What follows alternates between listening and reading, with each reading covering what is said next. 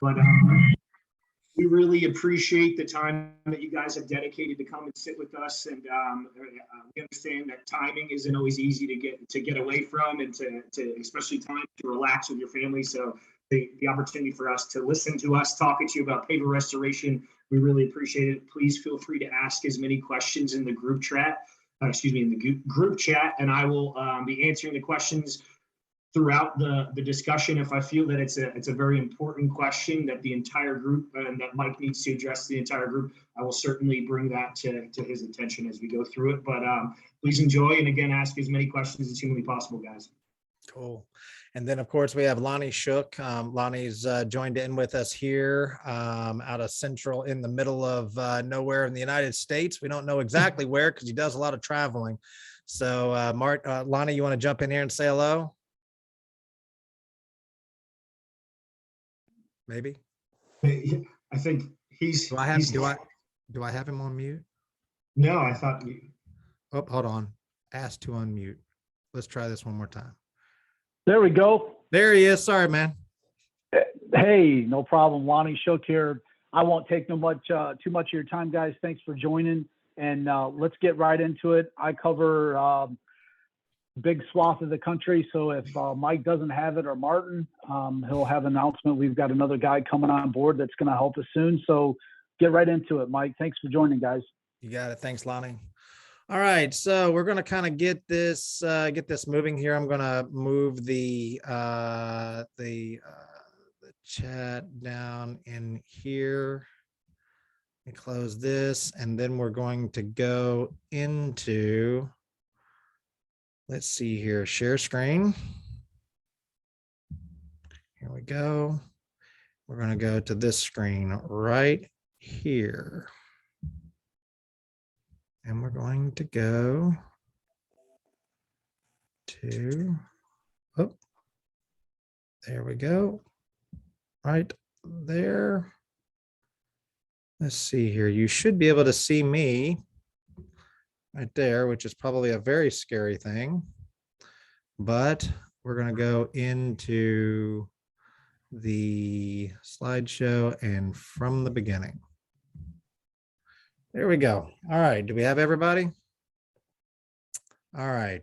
So as we said just a little while ago, we want to thank everybody for coming in here. I'm going to try to move through this as quickly as I possibly can. But of course, if you do have any questions or any thoughts that you want to get out there along the way, that's what we've got Martin jumping in here for. He's able to answer your questions inside of the chat. That way we can kind of keep things going. And as he said, you know, we are going to answer any questions that you may have that's there. Also, I'm going to throw in a little something a little bit different, which I don't think anybody really knows, is that if you stay to the end, I'm going to ask a question, and one question, and the first person to ask it, and I'm going to do it at the end, is going to get a $100 gift certificate for tridentprotects.com. So you can go in and you can buy something with your $100, or you can just give it back to me and I'll go out and get something to eat. I'm just kidding. But so we want you to, you know, pay attention to what it is that we're going to ask. I'm going to ask one question, and the first person to type it into the chat is going to be the one that's going to get it and get the correct answer. And so Martin will be the one to give us the information. We have your stuff from registration, and at that point, I will email over a gift certificate for you to be able to use onto the website there if you choose to. All right, so intro to sealing with Trident. How do you separate yourself from the rest? This is an important part here. Is there like a marker right here? Did I do that? Maybe. It's possible. Likely accidental. Okay.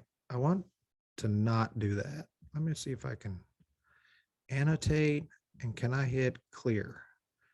Clear all drawings. There we go. I didn't want a little squiggle mark there. There we go. So how do you separate yourself from the rest? Very important question, but for some reason, it's not allowing me to. Oh, here we go. I got you. All right, now we're good. Do you really want to be certified in one day? Well, of course, a lot of people want to be certified in one day. They want to show up to an event. They want to take about 2 hours, get all the information, have it all spoon fed to them, given to them, and all of a sudden be certified in one day. I mean, that would be ideal. But I can't tell you how many people that I have ran into, how many people that we have talked to over the period of time. They go to an event, they show up for like 2 or 3 minutes, not 2 or 3, 2 or 3 hours. They get a bowl of chili, and afterwards they get a certification. And when they get done with that certification, they say, you are now a certified contractor. I mean, certified. We certify that you know everything that you need to know. You are certified, trained by the manufacturer, and you are now certified. So you go out, you go to your very first job, and all of a sudden you're looking around and you go, I have no idea what the heck I'm doing. There's so many things going on here. I have no idea how to take care of it. But meanwhile, you're on the job, but you're certified, right? Well, that could be a problem. Did you get a degree by attending the first semester? Now, some of us went to college, some of us didn't go to college. That's no problem. But at least, did you graduate high school by being a freshman? No, you have to put in the time. You have to put in the dedication. Certification requires dedication, commitment, and sacrifice. Now, the inner circle, who are they? The inner circle is a group of contractors that are certified by Trident as master certified contractors, right? These contractors, there's currently around 52, 53 of them throughout the whole entire country itself that are considered the inner circle master certified contractors, right? We've got more and more that are, on the verge of being master certified and also included into what we call the inner circle. Now, I get it. That's a cliche. There's many people that are using the inner circle name and concept, but so are we, plain and simple. Who are they? So inside of our Facebook group, which we're going to talk about, you're going to see a group of guys and girls that are inside there, and they're going to be annotated inside of there with a name called Group Expert. The advantage of that, which we'll talk about that group here very shortly, is that when you're getting information from those contractors, you know that you're getting solid information. We're going to talk about that Facebook group here pretty soon. All right. Let me see if I can get rid of this. I've got this. I'm really having a hard time with my, let's see if I can move that. There we go. Perfect. We spend about 75% of our time with the inner circle members, right? Now, it's amazing that we say that we're spending 75% of our time with the inner circle members, but they are the ones that when they need something, they're master certified. We're going to be there to help them problem solve and really dedicate our time because they've also committed to only using Trident products.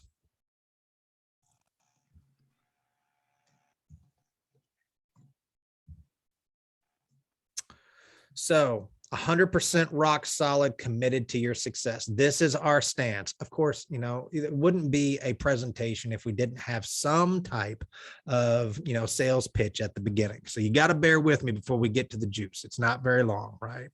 So top-notch support. That's very important to us, and contractor programs. Whoop, I am really having a hard time with this one today. I have this menu that's up here that I can't seem to get rid of. Will allow me to do it. Hide video panel. See if that does it. Nope. Whoop.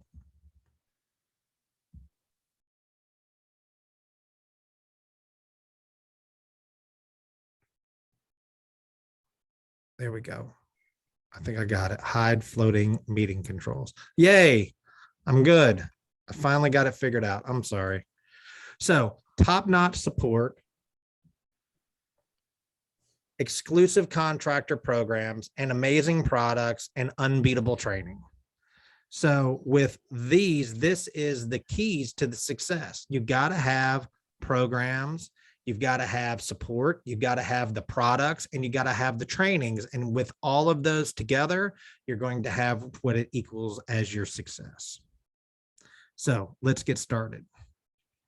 So the roadway to success. So we do not require that you do certain things in certain orders, but we do require that you do complete all 5 of these concepts. Introduction to ceiling class. Well, that's pretty obvious. We're knocking that out right now. Okay. The advanced training, that's something is what we get done with. And we're going to talk a little bit more where it happens inside of typically in June, or it actually happens like we just got done having one in June and we have one in January or February. We haven't set the one yet up from there, but that's where we do a lot of training. And we also have guest speakers from all over the world that come in.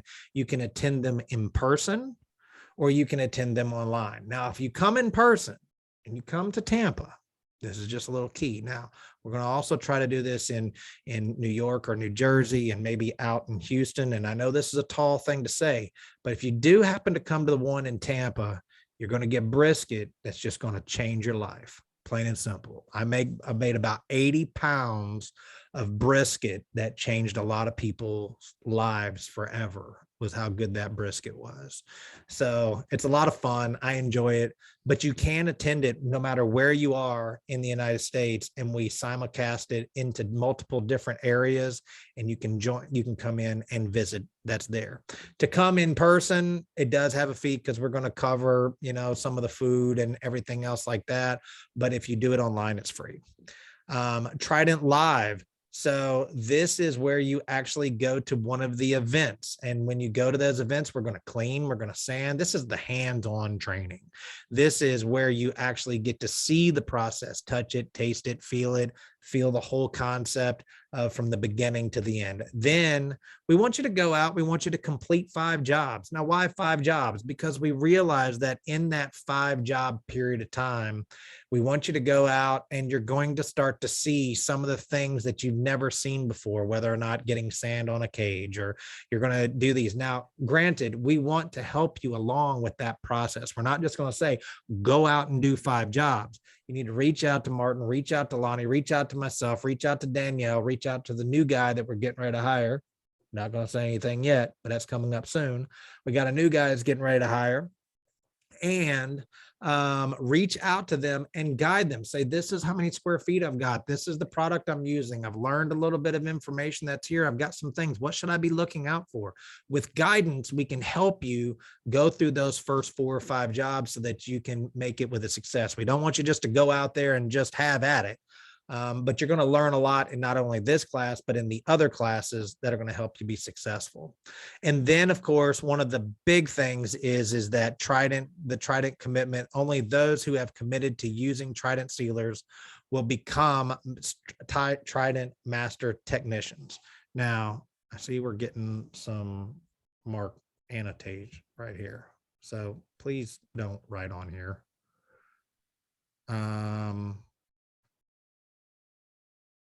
Thank you. There we go. Okay, so only those who have committed to using Trident products are going to be the ones that are going to become master technicians, right? So if you don't commit to using our products, I get that.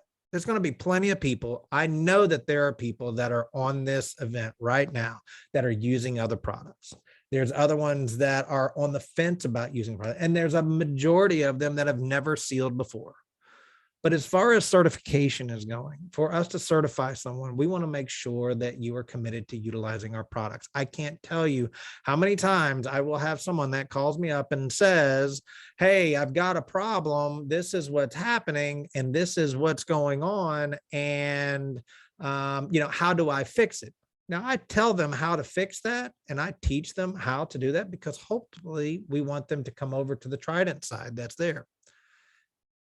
But at some point, we can't be the support for somebody else's product. I think it's only fair, right, that we end up doing the commitment to Trident when we go from there. All right. So steps to certification. So here's a couple of things that we would like for you to do. If you haven't joined into our Facebook contractors only group, this is where it is. You can take out your phone. Some of you are on your phone right now. Some of you are on computers, but you can scan that and that's going to take you to the contractors only page. You can request to be a part of that, answer those questions that are on side there, and we'll get you into it. Currently, there's roughly around 2,900 members that are inside of there and around 52 inner circle members that are acting as moderators inside that group. Now, what's the advantage with that? The advantage is you're sitting at a job. You can't get a hold of Martin, can't get a hold of me, can't get a hold of somebody. A lot of people don't even try to get a hold of us, but we do answer. We do get back to people very, very quickly, and we're very good at responding. But let's say, for instance, you need an answer right here, right now. Go into that group, post it up, and you're going to get an answer pretty daggum quick. You'd be amazed how quick you get answers that come in. And we monitor that group legitimately. Now, when I tell you that there is a group with no drama, and you hear it and it sounds very cute. No, we don't have any drama and stuff. We don't have drama in this group. Plain and simple. Don't step out of line. Don't say things you're not supposed to say. Don't call people names. Don't cause no problem. Won't be no problem, right? We're not going to allow people to act ridiculous inside of here. And if you do, you're no longer going to be here. So hate to be the bearer of sounding kind of mean and everything, but we want people to act like adults inside here. All right. So the other one is to go to creating an account online to the Trident on our Trident website. You can scan that that QR code that's right there, or you can go to the URL that's posted right there. And that's where you're going to be able to create an account. Danielle approves those. It usually takes 24 to 48 hours, usually within 24 hours, unless it's on a Friday evening. We don't look at them until Monday morning. You get approved, but that's what's going to allow you to go in and see your pricing and see all the, and you can actually order online that's there. But if you have a local distributor that's around you that's carrying Trident, we want you to go to that distributor. We want to make this the easiest that it can possibly be for you to be able to get product in your hand no matter where you're at. Now, a lot of people are asking, why can't I get distribution into this area right here, right now? Well, that does take a process. And it's not just something where we just go in and just willy-nilly just start sending a bunch of product into an area. There has to be a reason behind it. And there has to be some validity for opening up a market as far as distribution is concerned. I mean, obviously we have a lot of contractors that are inside of Florida, and we've got lots of distribution that's there, but we do have distribution in New York, Long Island, Arizona. We've got multiple different places of Arizona or distribution, and you can reach out to Martin, Lonnie, or myself to find out if we got anything close to you there. And then we want you to go to a live on-site training program. I'm going to actually show you the T3 University. If you go into the tridentprotects.com/T3 University, this is really important. During this month, which is in August right now, we're in August. We just started August 8th. Gosh, the year's going by so quickly here. During the month of August, all trainings are free. All trainings are free. Now, that doesn't mean that they have to be conducted in August. That means that you can register for that event no matter when it is throughout the year in the month of August, and those events are free, and they can be anywhere from $50 to $100. But during this month is our registration drive. So go to that tridentprotects.com/T3-University. And if you can find one of those events that you see there and it's all updated, there's actually 2 more events that we're going to be putting up. I didn't get a chance to load those up. Inside of Houston is where we've got a couple of more that are going in. But when they do come up, we'll let you know. But during this month, they're free to register. So get in there and get registered for those live trainings.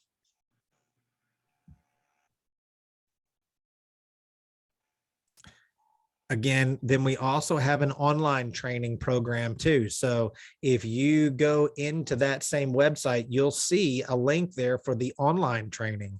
And that's an extensive class of what we're doing this evening, along with a 30-question quiz at the end that you can take to get a certificate of completion of that part. Some of those trainings are intensive trainings. It's very important for those intensive trainings because not only I've got a bunch of them set up in Florida, we're doing one inside of Charlotte, and we're going to be up there in a couple of weeks doing an intensive training, and that's from 8 o'clock till 5 o'clock. And what we do is we clean, sand, and seal. We clean and sand in the morning, do a 4-hour training during the day in the classroom, have some lunch, and then in the afternoon, we actually do some sealing at that point. Part of our curriculum and part of what we talk about is doing a 2-day process, but we've combined this together in anywhere from a 300 to 500 square foot area, and we're going to do it all in one day. So you're going to get everything crammed in one day, right?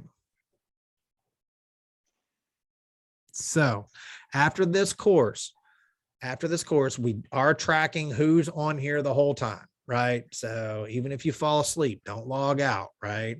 You're going to get an email that's going to come to you with a link to our full online class with the certificate that I talked about. I'm going to send you a link directly to it. We're also going to send you a link to our last advanced training class. There's 5 speakers inside of there. Each of those speakers are an hour each. One of them is Brandon Vaughn, that a lot of people, you guys know from going to events and everything, that talks about how to scale your business and how to automate your business. It's a really good class that's there. We've got Agnes, that's from Paris, that came in there. My father actually gives a speech for a little bit. We also have Know Your Numbers there by Tony. And we also have the Berg group that did a class for a little bit. So we're going to send you a link for those people that stay on the whole time there. And then also a link to 9 interviews with master certified contractors. So those are the people that stay with us the whole time. Okay. Now we're also going to do that question at the end that's going to give that person that wins that $100. All right. Are we done? We almost done? Yes. Now we're into it. So now we're going to get going. Martin, where are we at? We got any questions? Yeah, no questions. We're good to go. Good. I haven't put everybody to sleep yet, I hope. No, not yet. All right. So not yet, but give me time. I will. Don't worry. I have a mission to have one person go to sleep and wake up and just kind of shake their head. But if I can get one of them, then I've done my job. One of the main reasons as a teacher, and I tell everybody this right at the beginning of every class, this is an intro to sealing. There is a whole lot more to this. This is just to give you a flavor to see, is this something that you should be adding or some direction that you should be going in, right? This is just a little bit of a flavor. There's only 60 slides, including the ones that we've already done. So we're already 1/6, a little bit more of 1/6 of the way done. Some of them go very, very quickly. My goal as a teacher and our goal as Trident, whenever we do teaching, is to accomplish 2 things. I want you to get done with this class. And when you get done with this class, I want you to say to yourself, holy cow, I had no idea there was this much involved with paver sealing, concrete sealing, vertical sealing, all the different types of sealing there. I had no idea there was this much involved with it. But we're not successful unless number 2 is there. We want you to get done with that statement of saying, I had no idea, but we want you to follow it up with, man, but I can do that. And if we can accomplish that, then we know that we've got a successful teaching program. If we can get you to the point to where you see all this information and it doesn't bombard you too much, but you can look at it and say, I can do that. And I'm telling you, you can do this. If an idiot like me can do paver sealing for as many years as I did, you can probably do a whole lot better than I can. That's my motivational speech. Hope you guys like it, right? All right. Surface restoration. How big is the opportunity? With so many surfaces, vertical and horizontal, concrete is the second consumed substance in the world behind, this is not the $100 question, behind what? Water. About 10 billion tons of concrete are produced in the US every year. Sideways, driveways, curbs, steps, patios, all can be cleaned and sealed. Segmental, estimated over 12.5 billion square feet of concrete pavers installed since 1998, plus natural stone, slabs, porcelain, all can be cleaned and sealed. Landscape features like how many outdoor kitchens, barbecue areas, fire pits, fireplaces, retaining walls, benches, all can be cleaned and sealed. And pool decks, like how many pools are in the US in your area, it can all be cleaned and sealed. As a matter of fact, Danielle just in our office, and some people that have called in have talked to her a few times there. She just got herself a new pool. It's getting ready to be put in here in the next couple of months. So how big is the opportunity? This diagram right here has to be one of the most complicated. It looks so simple right now, but when we get done, it's going to look like a mess, right? To a degree. But this is, how do we determine pricing? How do we get that idea, right? So the first thing that we do is we diagnose the issue and the outcome. Then we go into the cleaning, and then we look at the cleaning aspect of it. And some of you guys will agree. Now, granted, there are some of you that are rock stars. Some people say, oh, I get 45 cents a square foot to clean driveways. I get that. Fantastic, right? We got some people, oh, I did it at 75 cents a square foot to clean the roof or something else like that. What we're looking at is the average that's there. And the average inside of Florida, which majority of people will agree with, is anywhere between 10 and 15 cents per square foot. Now, non-Florida people, once we get out into Georgia and even up in northern Florida, up in Jacksonville, up in the northwest part of Florida. And when I talk about Florida, the reason we talk about that is because there really is, when you watch these boards, people talk about, oh, I'm going to go down to Florida and I'm going to start sealing for $2.50 or $3.75. Granted, there are a few rock stars that do it. It usually doesn't happen that way down here. So what we're saying is, what we found from our history and what we know is that in Florida, for just cleaning, 10 cents to 15 cents. For outside of Florida, 15 to 25 cents per square foot. Okay. Then you've got your repairs, and then you're putting in your joint sand, and then your sealing. Now the sealing on average inside of Florida, and we're talking top end, granted, I'm seeing more and more 69 cent, 79 cent, 89 cent, 99 cent dollar paver sealers out there than we ever have. We get that. That's temporary. There's always going to be them. And I hear it all the time. Oh, don't worry about the $99 house wash guy. Don't worry about the 69 cent. I'd love to tell you not to worry about it, but I'm also realizing that if you're not identifying those people and you're just discrediting a 89 cent paver sealing person just because of their price, you're not going to be able to distinguish why your price is better and what services you're going to provide and why that customer should come to you over them. Just because they're the 69 cents, the easy thing to say is, don't worry about them. They'll be out of business next month. They'll be out of business the next month. Hate to give you a little PSA here, but a public service announcement, but there's 60 more of them that are waiting behind them, right? So they're not going away. They're just going to change faces. So what we're hoping to do is to give you the information so that you can go in, educate the customer correctly, and show them how the reasons why they should choose you over someone else. Non-Florida, so in Florida, you're looking about $1.25 to $2. Now, this is for professional paver sealing installation, cleaning, sanding, and sealing. Non-Florida, around that $1.85 to $3.50. Again, you don't even have to put it in the chat, Mark. I get $5.50 a square foot. Good for you. I'm saying on average, $1.85 to $3.50, right? I don't know why I sound so ridiculous whenever I say those things, but that's what I sound like. So sometimes I sound like Boomhauer. Anybody know who Boomhauer is? That's what I sound like. All right. Here we go. So there's 10 times the amount. Now we're talking 10 times the gross. Okay. Granted, when we're cleaning with SH, or we're cleaning with peroxide, or we're cleaning with magic dust, or we're cleaning with whatever, our cost is considerably less that's there compared to a $300 kit of sealer or a $500 kit of sealer or whatever it is. We understand that, but we're talking about 10 times the difference of revenue that can be generated. So if we break that down, we're still looking at 10 cents to 15 cents for Florida and 15 to 25 cents for non-Florida. Repairs, if you're doing any type of repairs, people are charging anywhere from $5 to $10 to X amount of dollars. And obviously you got materials and labor.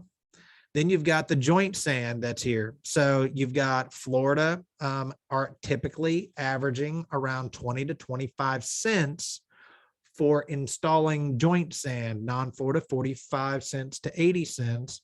And then you've got your sealing, which is anywhere from $1 to $1.50, non-Florida $1.50 to $2.25.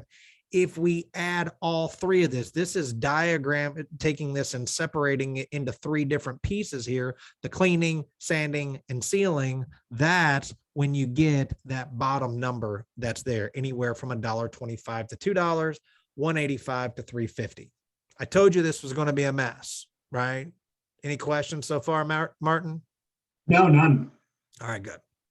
So hopefully that makes sense. When we tried to make this, actually Jay Crack on our team here made this. I can't tell you how many times he had to work on this to try to get it to where not only it got the information, but also made it to where it made sense. All right. So what is surface restoration? Get up here. The revitalization of surfaces through minor repairs, surface cleaning, joint stabilization, that's putting the sand into the joints that are there, substrate sealing to meet your customers' needs and expectations. So what do I do with my stuff here? There we go. So here's all the different opportunities that you have available. You've got clay pavers, natural stone, concrete pavers, concrete flat work, exposed aggregate, concrete, vertical concrete, retaining walls, pool deck, stucco, landscape features, roofs. There's just lots of opportunities for you to be able to seal those hardscapes that are there. So the goal is obviously, this is what it looks like before. We've seen this before. We've seen a bunch of weeds that are coming through, but we want it to look like this when we get done. So which would you choose? You can see the before and after. You see high wash jacks, obviously in Jacksonville, that's right there. You can see the S&J exteriors that are there, exterior maintenance with shampoo, before and after. So what is the work sequence? Well, the first thing is we want to go through project inspection, field test and estimate. Then we want to deal with the minor repairs. We want to go through the cleaning process, the sanding, sealing, and inspection, obviously at the end, and be able to collect your money. What we are going to focus on this, and this is again a light touch. We're not going into super details with this, but a light touch just to give you a little bit of a flavor that's here, is the cleaning, sanding, and sealing aspect. Those are the three that we're focusing on, right? So what do I need to know before I give a bid? The scope of work, the customer's expectations and values. That's so important. And we're going to talk about that when we get into the sealing triangle that's coming up here in just a little bit. But the customer's expectations and values are so important because we need to know what they want, what they're trying to accomplish, right? Surface porosity, coats and coverage rate of desired outcome, sealer selection. We're going to talk about the sealer selection guide, taking photos. Can't emphasize this more than anything else, is before and after. The big cover you got it. Going to cover everything that we possibly can. Application techniques, product availability, and of course, then dealing with scheduling. So session 1, cleaning, score a 10 every time on your project. So the purpose of a cleaner is to remove the offending stain or foreign substance from a hardscape surface without damage to the surface. And that's important because a lot of people say, well, I can just get rid of this stain, but all of a sudden, I mean, we saw it yesterday. We had a person that was posting up in one of the groups there, some oil stain. The homeowners put Muriatic on it, but put oxalic on it, did all kinds of things, tried to burn it with a propane torch, do everything, and just then came to the pressure washer and said, can you fix this? Right. And it was like, well, I don't know, flip the slab. Somebody wrote, I thought it was kind of funny because we always talk about flipping pavers. Said, let's just go ahead and flip the slab. Unfortunately, there are a lot of times that homeowners are going to try to fix problems themselves and they end up making it worse. Not everything is fixable, but I do tell people that there really isn't anything in the world that is not fixable. Everything is fixable. You may not like the fix. We may have to replace the pavers. We may have to replace the concrete, but everything is fixable, right? So let's talk about a little bit of terminology. It's important to understand that dwell time is the amount of time needed for a cleaner to work on a stain. Dilution, concentration value needed to be mixed with water. When we talk about dilution rate, we always start off with the water as the first, and we also talk about the active ingredient as being second. Example, 4-to-1. 4-to-1 means 4 parts water, 1 part active ingredient. 3-to-1 is 3 parts water, 1 part active ingredient. Okay, so pre-test and field test must do a field test for estimating, determines correct tool to use, dilution, dwell, and agitation. You'll hear a lot of this when Martin and Lonnie, and especially myself, get onto a conversation with you and we're giving you some solutions. I always tell them, make sure that you do just a little bit of an area before you go elbows and knee deep into these things, because just going in and taking some of the advice and going all into it, you don't want to create a problem that you can't get back out of. Sometimes pre-test and field test are important. I can't tell you how many people will go out and say, well, I thought that I could just use some oxalic, or I could use some rust remover, use some point break and get this out. But they didn't do a test to meet the customer's expectation to realize how much chemical that they're going to really need to meet that expectation. Doing that during the field test also gives confidence into the customer that you're going to be able to provide the information or to solve the problem that they have, but it also lets you know how much chemical you're going to need to meet that expectation. Wow, that was a long sentence. I don't know if I could get through that sentence, but it was a long one. Always test. Wasn't that a long one? It was a good one though. But it was good. I kind of got on that roll. It was like it was like that tidal wave was coming over the top of me and just kept going. Always test the product on the substrate first. So, all right. Customers' expectations, what they think. This is listening time. Determine and agree upon their needs and their wishes. Educate the customer. When we talk about educating the customer, it is so important to be able to educate your customers. I remember about 5 years ago, it used to be, I can make your stuff pretty. I can make your pavers look great. I can put the sand inside of the joints. You'll never get a weed to the rest of your life. You're going to have the most beautiful woods. It was used car salesman, used car salesman, used car salesman. We're the best. We're the greatest, and all the stuff like that. And I remember I had a conversation with my father, and he said that the new trend is moving towards educating your customer, teaching them how to seal their job. Now I'm going to give you a nugget. This is not in this presentation. This is important. There are 3 types of people. There are 3 types of customers. Every time I do this presentation, I come up with new stuff. But there are 3 types of customers. There is the do-it-yourself customer, right? That is the DIY person. They will never be your customer. They are the ones that are going to do the research. They're going to come out and they're going to say, I'm going to do this myself, right? They're probably not even going to contact you. The next person is the quasi do-it-yourself customer. That is the person that says, I could do this. I wouldn't mind doing this, but I've got money. I've got time. I can do this. I think I can make this happen. I can do my research. That's going to be a customer that you educate. The other customer is the golden customer. This is me on a lot of my projects around my house. I don't care how much it's going to cost. I don't care what it's going to be. I'm not doing this. That's your customer. We get afraid of teaching our customers how to be good customer, how to do the work, because we're afraid of the DIY person. We're afraid that they're going to get the information and they're going to go do it themselves. They're not going to use you in the first place. So why are we protecting ourselves against the person that's not going to use you anyway? But we educate, we also give confidence into the other two that are your customer.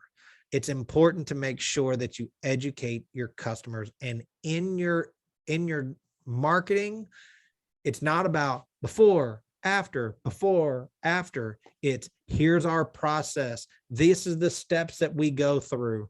The most successful marketing pieces are the ones where people are educating and teaching people how to do the work and realizing that they're protecting themselves against a customer that's never their customer in the first place. Explain your process for cleaning and sealing, and always text the product on the substrate first. That's manufacturer talking to you. Now, let's talk about products here. Tidal Wave. Tidal Wave is a broad spectrum sealer stripper. Quickly removes variety of sealers. And when we talk about variety of sealers, we're talking about solvent-based sealers. We're talking about water-based sealers. The reason that you'll see a lot of people that are talking about, well, how do you know if you're removing it, if it's a water-based or a solvent-based? I really don't care. Tidal Wave, broad spectrum sealer, is going to take either one of them off. The difference being is that whenever you're taking off a water base, it's going to give you that white. It's going to show you that white emulsification. It's going to kind of look at that flakiness. But when you're taking off solvent base, it's going to look very gummy. Just had that happen to me yesterday, where a contractor called me up and said, I put on the gel, I waited 15, 20 minutes, but it never turned white and got crusty. And I said, you've got solvent-based sealer. Therefore, I told him, just give it a little bit more time, give it a little bit more effort, wait a little bit longer, put a little bit more down and start to take it off. And sure enough, when he took it off, it was all completely gone. So ready to use. It's also fantastic for removing any type of paint. It's in a 5-gallon container. Safe Harbor. Safe Harbor is our oil stain cleaner. Now, when we talk about a cleaner, we're talking about Safe Harbor is an extractor.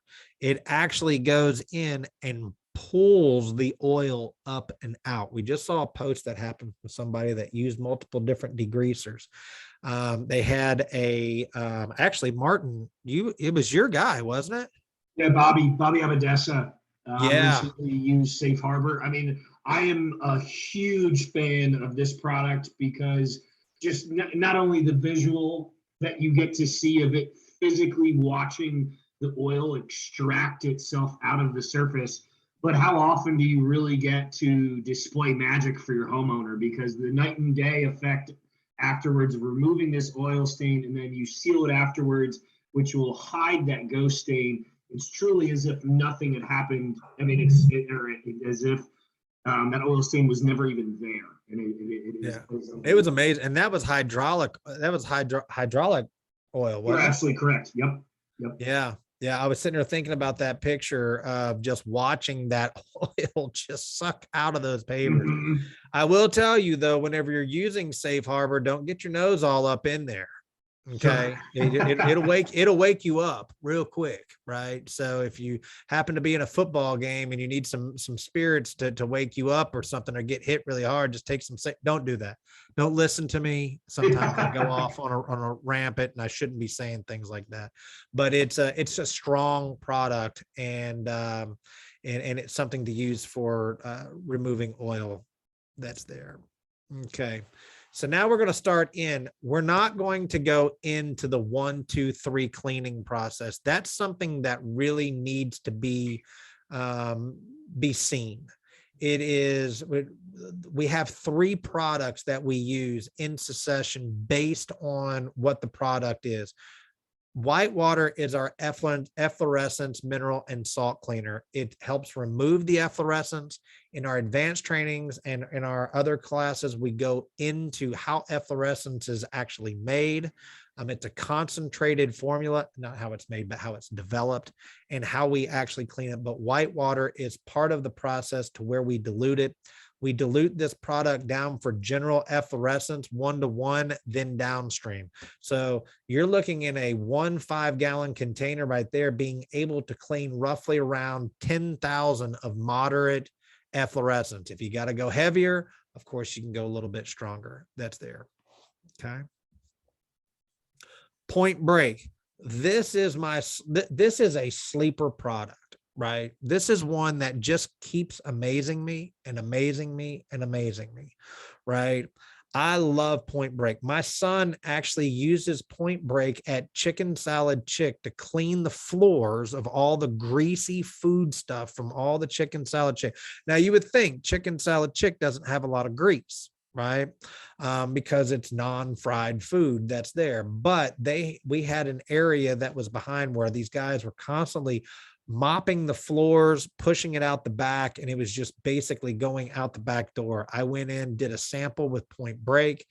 The homeowner, now we're cleaning 6 of the Chicken Salad Chicks in the Tampa Bay area that's there. It's also an excellent rust remover. When I talk about rust remover, we all tend to think about oxalic acid. Oxalic acid is a great rust remover, but you have to completely make sure that everything is cleaned off of it, or you're going to get oxalic burn. You're not going to get that with Point Break, right? I use Point Break in a lot of different aspects, but one of the things is a 1-to-1 around dumpster pads. You'd be amazed how much it just straight up emulsifies that oil and that grease and that gook and that gunk all around that, around there. I'm actually looking at, I went and I visited a Chinese restaurant, not last week, but the week prior to that. And I got to the owner and I said, I want to clean half of your dumpster pad in the back. And I just want to use Point Break to do that. And I want to take a before and after picture. And I want them to see the before and after picture, but not be a before and after picture. Point Break's fantastic product. Our next product that we're going to bring in is Wipeout. Wipeout is a deep penetrating multi-use cleaner. It easily removes the embedded soil. This product is what I use at the end. It's diluted 3-to-1. So that's 3 parts water, 1 part product, and then it's downstream. So we're talking about being able to do around 20,000 square feet. It also neutralizes everything that you've done before it. If you are using your own efflorescence remover, if you're using your own degreaser, you're using all your own stuff, that's great. I just request that if you're using Trident products, Wipeout is the product that you want to use at the end. It's almost like making the slate clean and ready to go. You clean it, you surface clean it, and then you rinse it out. Okay. So what's our process? How's our questions coming along, Martin? No, everything's good. It was just a general question regarding oil extraction. Okay. Good. So turbo tip the joints. So let me kind of play this for you here. This is the first step to doing some cleaning, right? We're turbo tipping the joints. Let me turn it on. There we go. So basically what we're doing is we're cleaning out the joints. I like cleaning out the joints first. Everybody asks, well, why is it that you like? Usually we'll run a surface cleaner over the top of it. The reason I like to clean out the joints first is because if I have any weeds that are there, a surface cleaner is going to take off a lot of those green spots or those green leaves that are on the top, and you don't know where to really dig. When we're cleaning into these pavers, we're trying to clean this anywhere from 1/2 of an inch all the way to 3/4 of an inch. That's how deep we want to dig these into, is 3/4 of an inch deep into side of those joints, not just surface clean. Remember, we're trying to get the old sand and the old junk out so we can replace it with our sand. Now, this turbo tip right here is one of my favorite turbo tips right here. Okay. It's called the Ripsaw. The Ripsaw, there's the Aqua Rocket, and then there's the Ripsaw. The Ripsaw, it's inexpensive. You can get it on, just put in Ripsaw turbo tip. That's their Ripsaw rotating nozzle onto Amazon. They're about 300 and something odd dollars, but the tips inside of them are tungsten carbide tips. They're not ceramic tips like the Sutners. The problem with Sutners and with the ceramic tips is if you start those in any direction whatsoever, they're going to break. And no matter what happens, if they do break, they're going to tell you you started it in the wrong direction. This is expensive. You can buy a lot of Sutners for the price of this. But also what they do is they slow down the rotation. And when they slow down that rotation, it allows it to dig. It actually is used more for excavation. You want to rip out polymeric sand? That's the tip to be able to use. And it's called a Ripsaw. Okay. Here's another video of cleaning out the joints. What? My dog's coming in here to say hello to us real quick. Go. I appreciate it. Michael's home. That's good. All right. My son's home and she has to go tell everybody. All right. So we're going to dig that out, right? Then we're going to come in, do any type of oil extraction. We're going to then get rid of any of the efflorescence, which we go over into our live cleaning that's there in our advanced classes. And then we're going to go into the removing any stains. We do not, this is the part where everybody gets a little bit sideways. I get that. And that's why I'm having Martin on the chat. That's there. But we do not use bleach on pavers. People say all the time, oh, what do you mean you don't use bleach on pavers? We do not teach bleach on pavers, realizing that bleach is 90% salt water, right? We're putting salt water into those pavers, letting it soak in, and we're fighting against efflorescence that's there. Plus, sodium hypochlorite is a bleaching agent. You ever clean red brick pavers? And as you're cleaning those red brick pavers, you start to see that red slurry or that color that's being taken out. That's there because your mix is too hot. That's why we use Point Break. We use Point Break to clean the pavers. I will tell you that the guys that are using the 1, 2, 3 cleaning method, you'll see it inside that group, are at beginning, were just as skeptical as you were. The Rob Harris, the Mickey Brenners, the Mike Arnone, those guys that are sealing thousands and thousands and thousands and multiple people, the Tylers, everyone else that are using the products, that are using the 1, 2, 3 cleaning process at the beginning thought it was a bunch of hooey. But now all of them, not only are they selling their customers on it, but they're getting much better results. So sand, we ready to go into sand? Anything good, Martin? We're good. No questions. Okay, cool. So I don't have the question thing up here. So that's why I keep checking in with you every once in a while. Oh, of course, no problem. All right. So joint sanding, right? It's just sand, or is it? Right? This is what has separated us from a lot of different companies. Would have never thought that would have been the Sandman. Would have never thought of Metallica, Enter the Sandman would have been a national song for us, but this is what it is. So how important is joint sand, right? The loads are transferred from one unit to another through joint sand, right? Keeps pavers apart so they don't chip or break the edges. Keeps dirt and debris from collecting in open joints. Positive aesthetic appearance. Keeps water out of the system. Integral component of interlocking pavement system and affects long-term system performance, right? It's a lot of information that's there. But here's the real deal. A lot of people will try to convince their homeowners that they don't need sand. Okay. I would buy that a little bit more, maybe around a pool deck to a degree. I'm not buying it at all, really, but maybe around a pool deck where you don't have cars that are driving, you don't have rotational turn, you don't have a cage that's holding everything in, you don't have a 30-ton pool of water that's sitting inside of there, you don't have 10,000 gallons of water that are holding in between a house and everything. But on driveways where you've got a car that's driving in and out and it has rotational turn and you don't have proper edging, you don't have those things, what those guys are telling you is I don't like sanding. If you go through and ask the majority of people, what is the number one thing if they could eliminate, it would be sanding, right? But the problem with that is, well, I don't want any sand. That's great. That's no problem. It's up to you as a business to decide what you want to do, but it is part of the system. It's basically a part that needs to be there to keep those pavers from smashing up against each other and cracking. And it keeps debris out from inside of it. It protects against weeds. So it's very important. Success begins with your choices. Quality sand should be hard and angular in shape.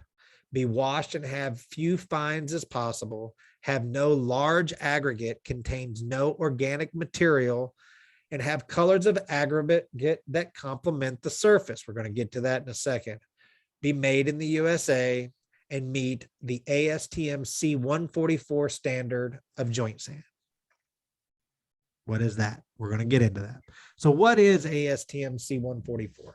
You guys have been seeing it on the board there and I go, what is this C144 business right there? I use 2030 grit silica sand. I've never had a problem. I've never had an issue. I've got 65 grit. I've got 40 grit. I'm using 65, blah, blah, blah, blah, blah, blah, blah, blah. And I've never had any problems. Anybody that tells you says that they've never had any problems whatsoever, straight up are lying to you. Right? You're going to have some problems too. Sometimes you don't get enough sealer down. Sometimes what you didn't get was customers that called you back, right? Anybody that tells you they've never had any problems in sealing are just straight lying to you. Or they never contact their customers afterwards, or their customers never contact them. Plain and simple. You are going to have problems in sealing. It's part of it. You can't just pressure wash and never have a problem. I'm sure there's going to be people that are looking at this going, but I've never had any problems. Never had any problems. Then you're the magic child. I'm proven wrong. But let's talk about C144. So what is C144? It is the grade that is requested by the ICPI Institute to be used inside the joints of pavers during installation and restoration of pavers during paver sealing or installation. In other words, you have all these different sieve sizes. So we have this procedure of a sieve analysis that's here that talks about the percentage of ASTM C144 and the sand that's going through it. So there's a percentage of number 8, number 16, number 30, number 50. Some people said, well, I've got 20-30 grit silica sand, right? So majority of it is 20 grit and 30 grit. And I'm going to explain to you why that's difficult, why that's hard for sealer and for joint stabilization in just a minute. So you can see the sieve analysis. This picture to the right here is our sand pile that's in St. Charles. In St. Charles, we've got these 5, now 6 huge sand piles that are there in St. Charles. And we're talking 3 stories high of sand piles that we use. We make all of our own sand. We clean it, we dry it, we pack it. Everything is done at our facility. That's right here. So where should the sand be? Where should the level of it be? I just was at a pool store a couple of days ago, and the guy goes, I just had someone come out and seal my pavers, and they came in and they sealed them right across the top of the pavers here. Now, let me see if I can get my little annotate thing right here. Let's go back into here. There we go. Let's see if I can draw it here. What they're talking about is that you're finding people that are putting it right across this line right here. See, it's not perfect across, but you got the idea, right? And that's bad, right? Where the sand is supposed to be is about 1/8 of an inch below that chamfer line right here. On tumbled pavers, it's about 1/8 of an inch below here, below the surface right here. But in these joints, what happens is the reason why we don't fill this all the way to the top, it's very easy to fill the pavers up all the way to the top. It's very easy to have that sand put into there. But what happens is that this sand right here, I'm gonna go like this, and I'm gonna try to clean this in here, right? Like this, and here, okay? A car with his big tires comes across here, and I know this is one paver and this is another paver. Hopefully the car is not this small. That's right here. And the force of these are going like this and this. And when it does, it breaks off the top of those pavers that are there. This is why we want the sand to be down in the joint. And when they go this way or this way, it breaks off the top. So it makes for a very weak joint that's right here. And when it does, it takes a lot of this with it and it looks horrible, right? So we want the sand to be down in those lower levels. That's there.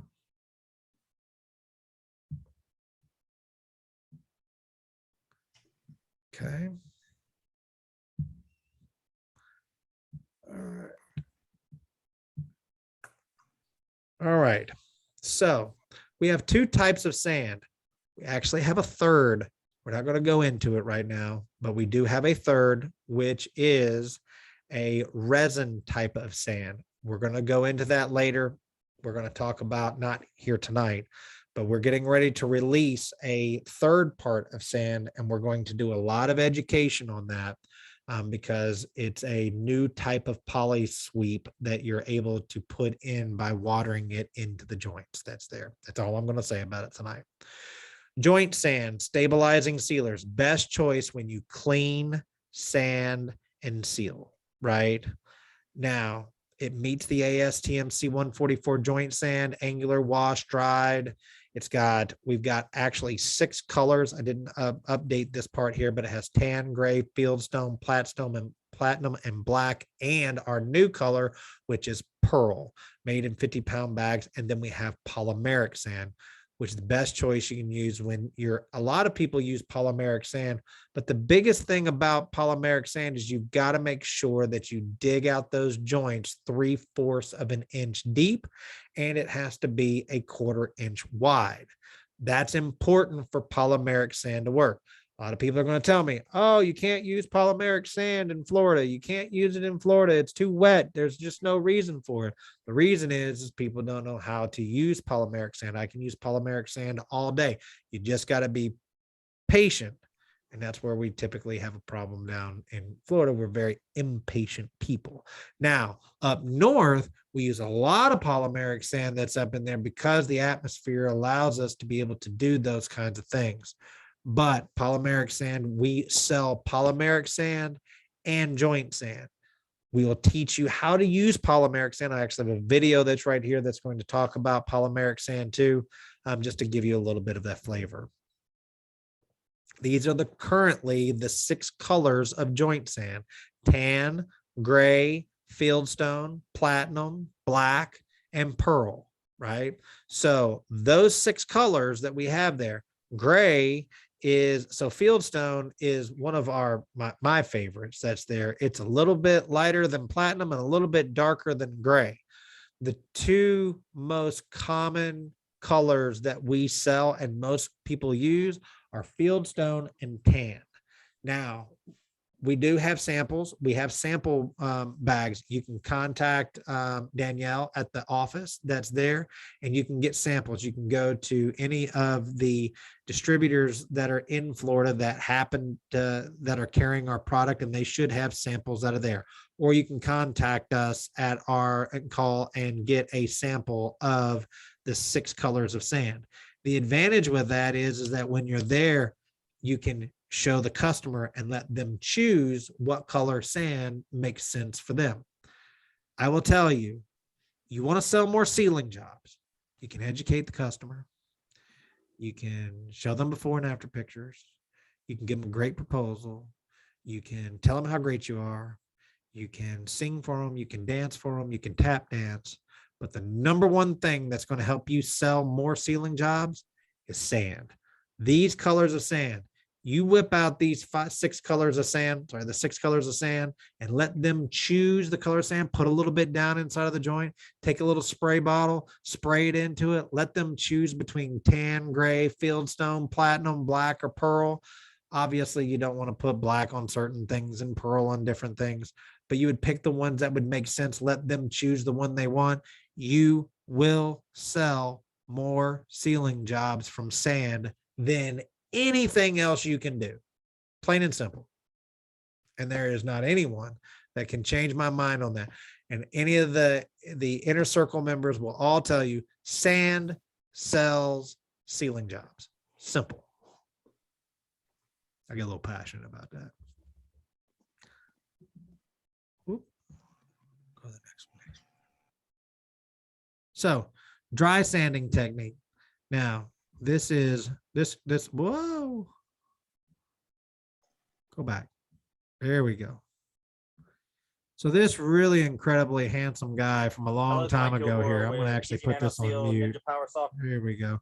This was done quite a few years ago. But what I'm going to do is I'm going to move this into, you see up there on the top right there, I put 355.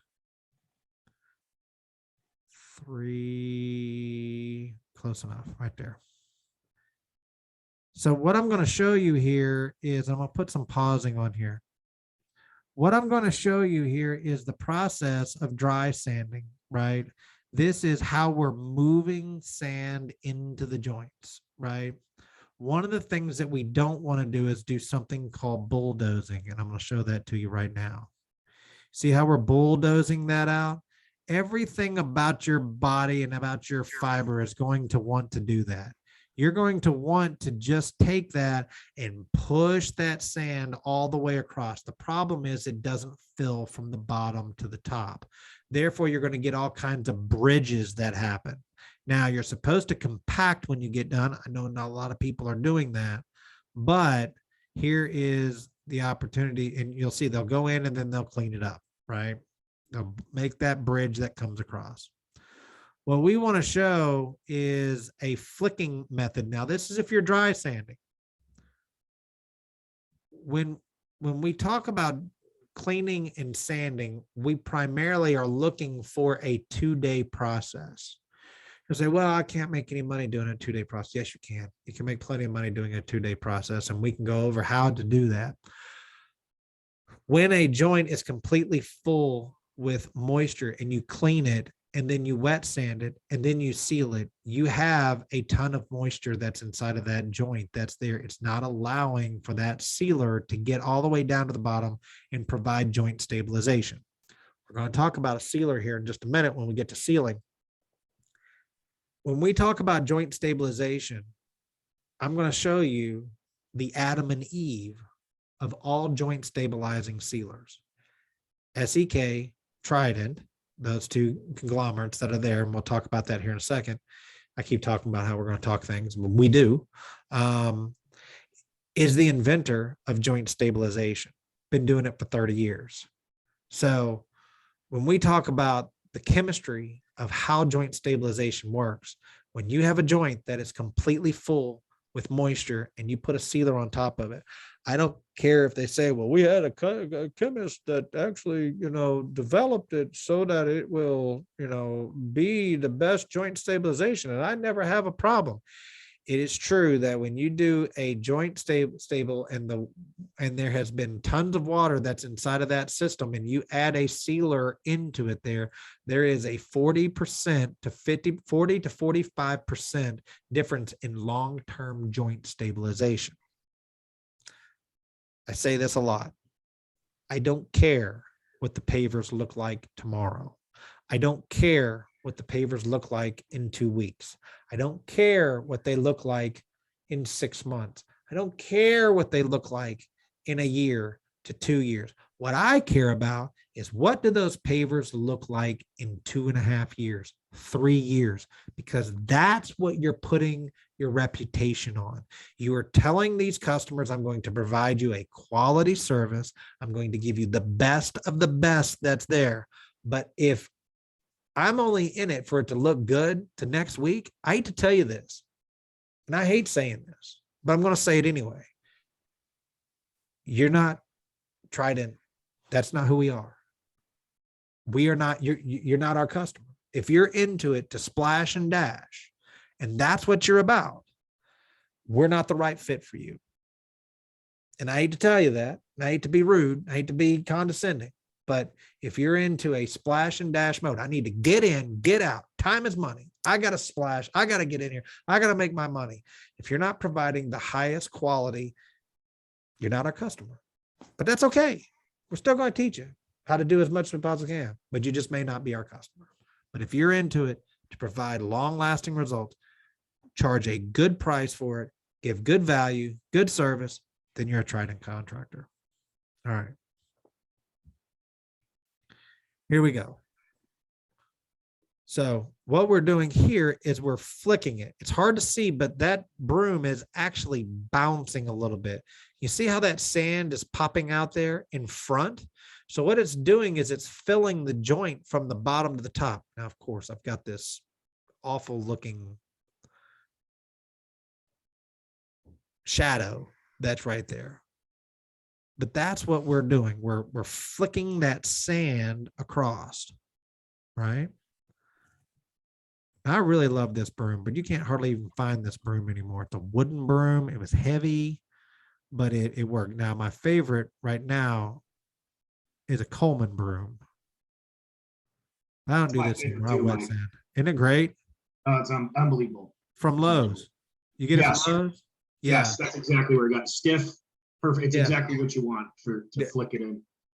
Yeah, and that's coming from a guy. That's coming from a guy that at one point I probably had 65 brooms in a closet somewhere, just constantly trying to find that right broom, right? And then when I finally found the broom that I really liked, I bought like 30 of them.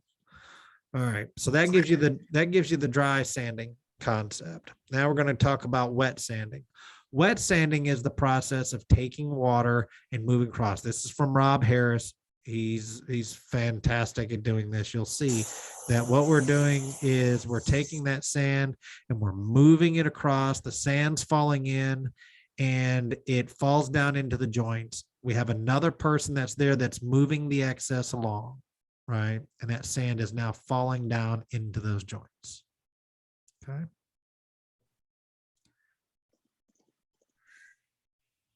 Cleaning that even with the sound effect that I make, right? And here's another one. I'm gonna put this on mute.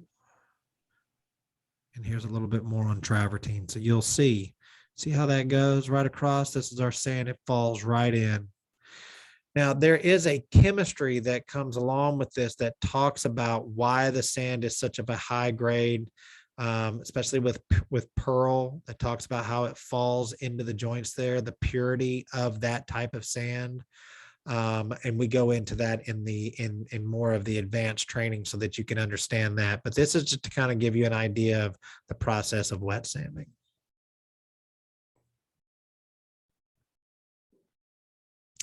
Polymeric sand, it's good for up to 3/4 for joints up to 3/4 inch wide. Then we have what's called our extreme wide joint, which is poly sweep for joints up to 4 inches wide.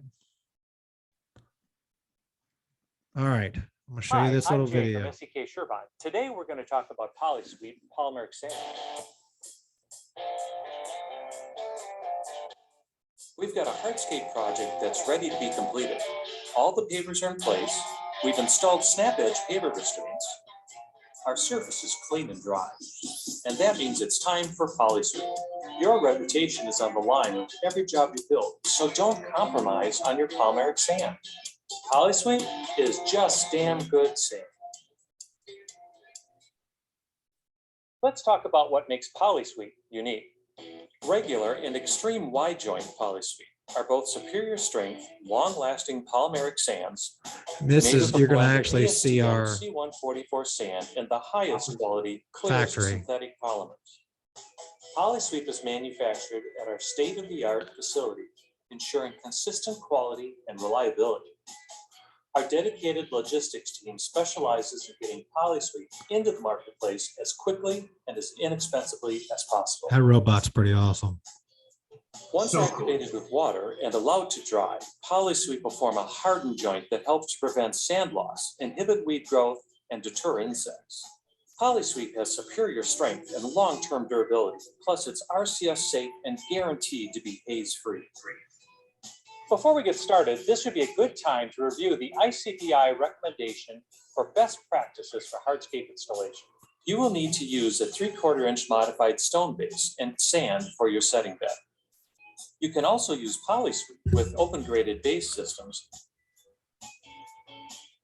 Remember to install PolySweep when the average ambient air temperature is above 35 degrees for a minimum of 48 hours after installation. The pavement surface should be dry and there should be no rain forecasted for 12 hours after installation.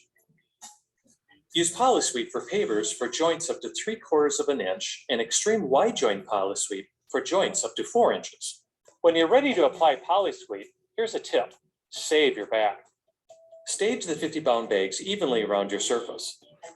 Then cut open and distribute each bag low to the surface, forming an S pattern as you pour within a small area. When you're ready to sweep, the right broom is key. Look for something with medium stiff bristles. These work best for removing the excess PolySweep from the surface. And a small hand broom works great for tight areas. If at any time in your project you end up with a pile of PolySweep, don't just muscle that down to the end of your surface. That's called bulldozing. When you bulldoze, you'll drop out the light particles first, then the medium weights, and by the time you get down to the end of your surface, you'll have nothing but sand at that point.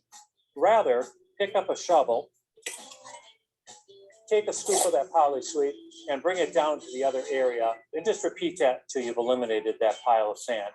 That will help ensure a nice uniform application of PolySweep. Make sure you don't overfill the joints. The sand should be no less than 1/8 inch below the surface. After you've swept PolySweep evenly throughout your project, make a pass with a vibratory roller or compactor with a neoprene pad to help with consolidation. For tight areas, a hand tamper or rubber hammer will do the trick. You may need to repeat these steps to make sure PolySweep is evenly distributed and the joints are filled to the correct height. This is the point in the process where the details matter. Once your joints are correctly filled, it's time to remove the excess from the surface using a leaf blower. Be sure to use a low idle and direct the blower at an angle to the surface to avoid removing PolySweep from the joints. It's important that the excess PolySweep is cleared before you mist your surface. Pay extra attention to remove PolySweep from the corners, bottom of the stairs, at the garage door, and other places where it can accumulate. Now it's time to water. The watering process is what activates PolySweep. Using a hose, gently mist the pavement, allowing water to absorb into the joint. After 5 minutes, repeat the misting process up to 3 or 4 times, gradually increasing the volume of water each time. Be sure to wait about 5 minutes between each misting. For optimal joint performance, the entire sand joint must be fully saturated.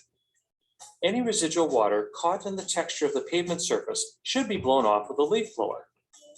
To check to see if you've got the proper amount of moisture in PolySweep, you'll need a screwdriver, a putty knife, or even a pocket knife to work well.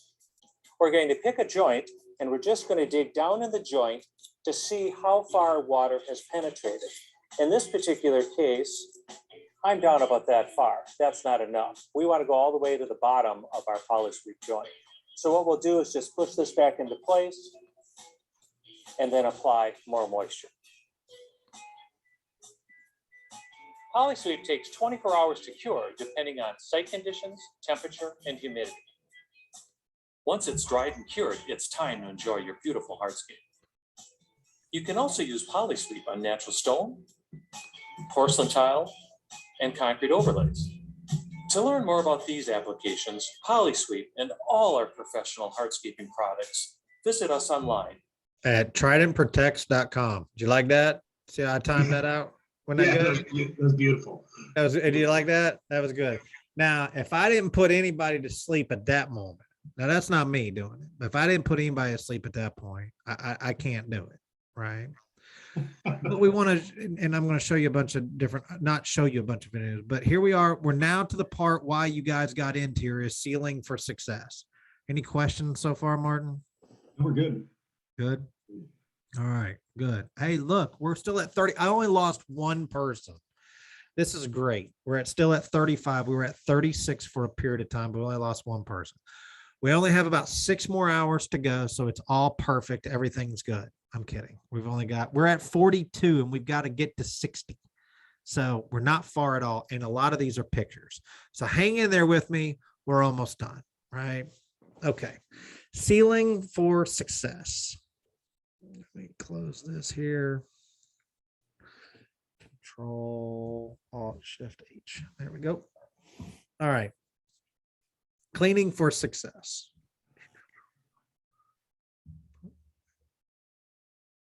Or sealing for success.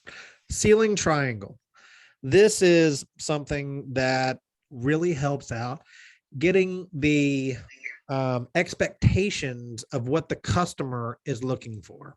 So there are 3 things. When I ask you, what is the, and I should have this to where it shows up individually here. When we talk about a wet look, what is it that we're looking for? Like when someone says, I want the wet look. The problem with that is that customers see the wet look in 2 different elements. They see it as enhancement or they see it as sheen, right? So you can ask half the people and they'll tell you, well, it looks like it's very shiny. That's the wet look, right? That's what I mean. And the other half will say, well, it's what it looks like when it rains, like the colors. The problem is that if you do not ask them specifically enhancement or sheen and separate those 2 things, their mind may be that we're looking for something with more color into it. And someone else is saying, I want it super shiny. And so if we don't define that in this sealing triangle, the difference of what they're looking for. So if they're saying, I want it natural, or if I want it, if I want it natural, or if I want it wet or enhanced, I take water, pour it on the pavers, and they take a look at it and they go, oh yeah, I like it with the colors, or I like it when it's dry. Sheen is what the level of shine. Do they want that high sheen, high shine, medium sheen, medium gloss? Do they want no gloss whatsoever? What is it that they're looking for, right? What is the level of sheen? I will tell you, as you get more and more into the South, the higher the sheen, the higher the problems. So when you see people, oh, I make a high sheen, high shine, the more humidity that you have in an area, the more difficult that sheen is going to be to maintain. Plus it can get more slippery. Then you're starting to deal with slip additives that you're adding into it. But we want to define what it is that the customer is looking for and how we can offer what they're looking for. That's through the sealing triangle. So there are 2 types of sealers. There are film forming sealers and there's penetrating sealers. Film forming sealers, appearance with performance, develop a level of sheen, enhancement, stain resistance, joint sand or chip stabilization. We're not really going to talk about chip stabilization. That's for permeable pavers that are into it. But joint stabilization, you have to have a film forming sealer so that you can provide that joint stabilization. Penetrating sealers are all about performance. They guard against water, salt infiltration, stain blocking, We also have a hybrid that can add appearance and sheen, but is also a penetrating sealer. But this is really good for people that are utilizing on travertine or they don't want any sheen whatsoever. But you got to be careful because the penetrating sealers do not do joint stabilization. That's when you're going to have to incorporate something like the RJS, which is a resin sand, or the poly sand if you're putting sand into the joints. But if you're sealing just regular concrete and you're sealing it to protect against spalling or the freeze thaw cycle, you can use penetrating sealers. It's important that on top of every one of our sealers, every single bucket that comes out there, there is a sticker on top of the pail, and that is the lot number. I will tell you, I have people that will call me up and say, I've got a lot number and this stuff is 14 years old. This is not a date. It is not the date that's on there. This wasn't made in May the 31st of May the 3rd of 1960. Okay. There is a code of how we do it, but we're sworn to secrecy of what numbers mean what, and what you think by just looking at that is not a date. So the sealer was not made on May 3rd, 1960. Why we have these lot numbers on is we're required to by law to be able to have those lot numbers on the sealers and the chemicals that are there. But we also need to make sure that we keep a sample of it for X amount of time afterwards. If we have an issue with the sealer, we need to know what the lots numbers are.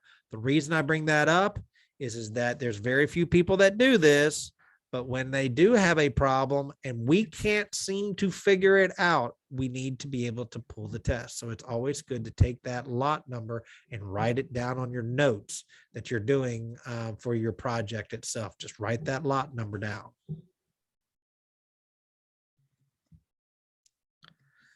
This is the sealer selection guide. This can be found on the side of our website. We're going to go through that here in just a short bit. This is a guide that you can go in, answer questions, and it will guide you to the correct sealer that you're looking for. So if you're not looking for joint stabilization, you're not looking for enhancement, but you need stain blocking, you're going to look at barrier. If you're looking for water repellency and salt protection, break wall and seawall, right? If you're going down and you're looking at enhancement, and you don't need joint stabilization, you can see that you can go to the moderate enhancement, deep enhancement, ultra deep enhancement. It's very rare that you get some people that are saying that, I just want a little bit of enhancement. They either want enhancement or they don't. Cat 5 usually is your enhancement. And then you've got your different glosses. But if you do need joint stabilization, so you can see how this whole sealer selection guide is all put together. Solids. This is a very touchy subject, but this is why I like to bring this out during this beginning, because there's so much misconception that's going on with solids, and everyone's talking about that they've got more solids and I've got more of this and I got more of that. Okay. So does more solids mean it's better? No, it does not. Can you add more solids and make it better? If you don't do it correctly, you can actually make it worse. Are all solids created equal?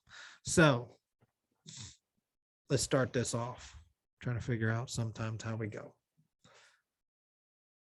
So people have, when you talk about solids and people are trying to find a way to be able to determine longevity and durability based on a simple, easy equation. What is a way that I could look at something and someone could tell me, wow, this is how long it's going to last. This is how long it's going to be, right? There's two misconceptions with that. One is that when they give you the solids amount, they're giving it to you in a pre-diluted process. So when you look at, for instance, one of our competitors that's saying, I got 50% solids, it's 50% solids in a non-diluted material. It's as that bucket is sitting right there. right?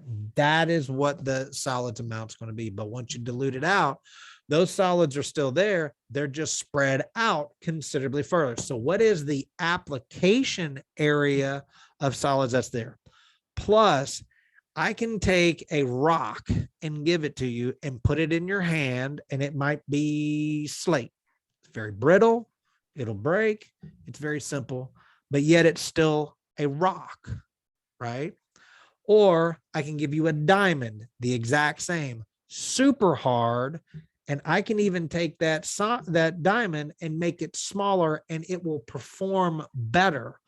When we talk about solids, people will say, well, it's all the same. It's not the same. When you start going and you start making your own sealers, and you start making, you're not going to make your own sealers, but when manufacturers are making sealers and they're going to distributors and they're getting all the different pieces, each one of those urethanes have packages.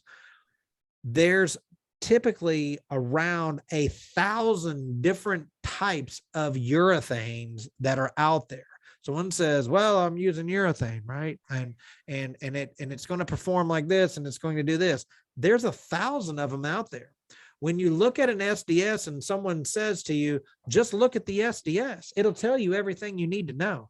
The SDS is not there to tell you exactly what's inside of it, because you have chemical names that are inside there that are what's used to tell you how to transport the products, not what they are, and their classifications, right? In that classification could be thousands upon thousands of different types of chemicals that are in there. It's there so if it gets spilled or it needs to be transported, it's showing the transportation companies how to do it. Now, inside majority of them, it's going to give you some indication what it is. But when it says that it's a polyurethane, that doesn't mean it's this polyurethane. It could be thousands of different kinds of them there. So hopefully that kind of clears up a little bit of that. I'm going to try to do the rest. In those urethanes, those 2-part urethanes, the part B's of a 2-part urethane that's there, there's level 1 urethanes. There's level 4, 5s, and 6. There's actually level 3s. I get that. There's level 7s, and there's level 10s, right? Our urethanes that we use are level 9 urethanes. There actually is no such thing as level 10 urethanes, right? There's just, it's kind of like the 5th degree black belt or the 10th degree black belt, the super ninja or something. You always striving to be better, right? Level 9, right? So level 1, that's going to be the urethanes that you're going to use on like furniture. You're going to, it's non-alphatic, which means that it can yellow in the sun. So you see a lot of this on like bars. If you were to take a bar and put it outside and put this onto it, it's cheap to make. It's very cheap. And it's not water soluble, right? Now, what you will see a lot of times is people saying, oh my gosh, these competition out there, they're charging so much for this urethane, and they find this level 1, level 2 urethane, and they start mixing it, and all of a sudden everything turns yellow. It gets brittle. It has all these problems and has all these issues. It doesn't mix very well with part A and part B. You get blotchiness and you get flakiness. And that's what happens when you have people that really don't know what they're doing, putting together and thinking they found the holy grail. Levels 4, 5s, and 6s, this is our competitors' levels. It's alphatic. It's got UV protection, needs additives to work, and water soluble in 3 minutes. Now, when I say that it needs additives to work, that means that when you're mixing part A and part B, there's additives in that part B that is chemically allowing that B to mix with the A. When you look at A and B in 2 parts, there are things in A that B needs to complete, cross-linking, right? In part B, there are in part A, there's things that are in part B that they need to be able to cross-link with each other. If you do not have the right components together, it doesn't give a good cross-linking and a good bond, right? So, prime example, had a customer pick up a pail of Cyclone, natural-based sealer, looks just like part A of Cat 5. used the part B, mixed everything else out with it. It worked okay, but it was brittle. It wasn't long-term. So after about a year or so, we had to strip it off. It was a mistake. They picked up the wrong pail. Just make sure you pick up the part A and mix it with the part B. The level 9 urethanes of Cat 5, and you can tell that it's alphatic. It's got advanced UV protection inside of that package. It's the purest form of urethane. And what I mean by that is it's water soluble in 1 minute. You don't have to have any additives for it to be able to work, right? So you don't have to wait for 3 minutes. So you can look at some of the competitors that say mix part A with part B, and then wait for do it for 3 minutes, add your water, and then for 3 minutes. Ours, you can do it in 1 minute because there's no additives that are into it. Any questions so far, Martin? No, we're good. Okay, good. So we talked about sand a little bit earlier, and I like putting this diagram into this part of the section that's right here. You're going to see a lot of people that like to use what's called 20-30 grit silica sand, right? And a lot of that has to do with is because it needs to be a certain size so that when they wet sand it in, it will actually sink to the bottom of the joint that's there. The problem with 20-30 grit silica sand is that, let me get back to my annotate right here, is that when all this stuff is backed up here, it looks like a bunch of basketballs that are sitting inside of a basket, right? This is as good as I can draw with a finger and stuff like that. The problem is your only contact points are only in these points. That's it, right? See how I'm drawing those? That should be plenty, right? That's your only contact point. So the sealer is allowed to flow all the way from the top to the bottom, but the joints themselves are very, very weak. Now, it's easy to use because let's say down in Florida, majority of the sand itself is being made out of Davenport is where majority of the sand's coming out of, right? And so you have to have a sand that has a big enough sieve size so that it doesn't float when you use water, but yet will fall into it. Now, this over here is another example, but this is play sand, right? Silica sand. Okay. Silica sand is here, it compacts so tight that the sealer, this is when someone's using play sand, all of a sudden you get nothing but a crust that comes across there. And that crust, and you'll see it a lot of times as people will get they'll wet sand in, or they'll put the play sand in, but they'll have a crust that comes across. And a lot of people say, well, they didn't flood the joints. Well, they did flood the joints. It's just that the sealer is not able to get all the way through. ASTM is a mixture of, like I said, 6 to 7 different sieve sizes, different angularity, different sizes, so that it's just right for the sealer to move from the top to the bottom and jostle together to give you the best joint stabilization. Another thing is that when you start to use silica sand, you got to be careful, because when they say that they wash it, they only have to wash it to 5% and they utilize hydroxide to do so. This is in our advanced trainings out here, but I'm going to throw it in there.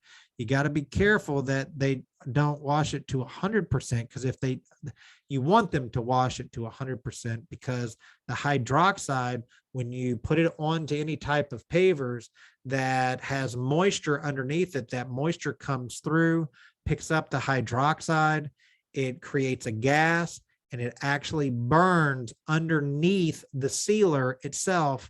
And a majority of perceived failed sealer using silica sand, this is not me trying to scare people away from silica sand, got this from one of the top researchers in the world with sand that lives not too terribly far from us, and some people know who he is that you get hydroxide burn underneath the sealer itself.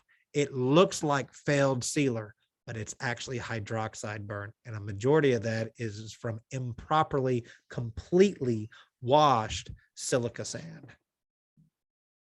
Bet you didn't know that. I didn't. No. Did you know that, Martin?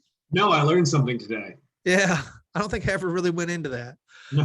I actually was on the phone with this guy, and I can't say who it is. I mean, it's just part of what I can't do. But I was on the phone doing my morning walk, and he started talking about sand, and I walked that morning for 3.5 hours. I walked something like 19 miles. Wow. Because it was one of those moments where it just kept, I was like, I don't even know where to stop. Like, this is so riveting about sand. And he flat out told me, he said, your sand is the best sand I have ever found. And it is the only sand I will use. Excellent. Yeah. So, all right.